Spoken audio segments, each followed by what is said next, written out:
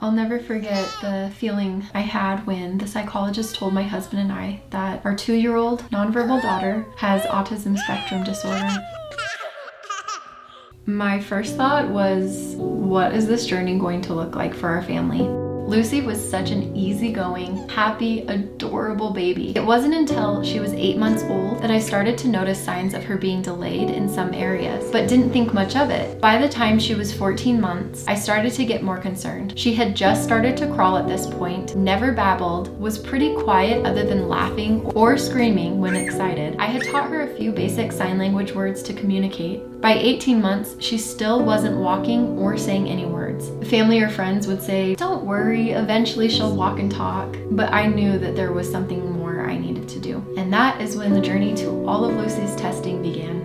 Over the course of a 1.5 years, I spent hundreds of hours answering questions about Lucy's behaviors, filling out developmental assessment tests, but amidst all this, I still didn't feel like I was given any answers. Lucy did eventually start walking at 19 months, and once she turned 2, a lot more behaviors started to show. She wasn't interested in toys or looking at books. She was very hyperactive, had repetitive behaviors like head banging, rocking back and forth, spinning, and she would do this full body shudder with her mouth open when she was focused on something. She would bump into things and people, accidentally hurting her family members daily.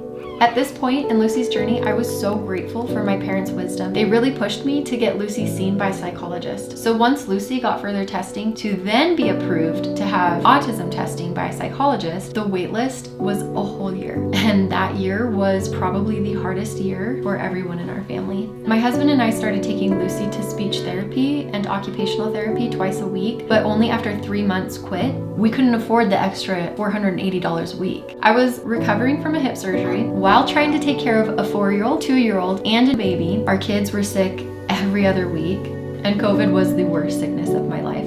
I knew that I needed extra help. I knew that Lucy needed extra help, and I had no idea where to get it. We were doing everything we could just to survive. And then finally, right before Lucy turned 3, she was able to be tested for autism. I'll never forget the feeling I had when the psychologist told my husband and I that Lucy was diagnosed with nonverbal level 2 autism spectrum disorder. I had a moment where I just was feeling sad, overwhelmed, unsure.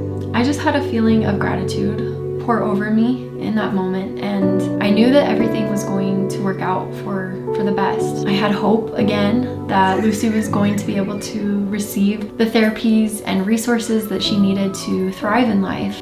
Every person has moments of feeling hopeless or lost, but this is my message to you today. Don't give up. In your moment of darkness, the light will shine through. Remember that you're not alone.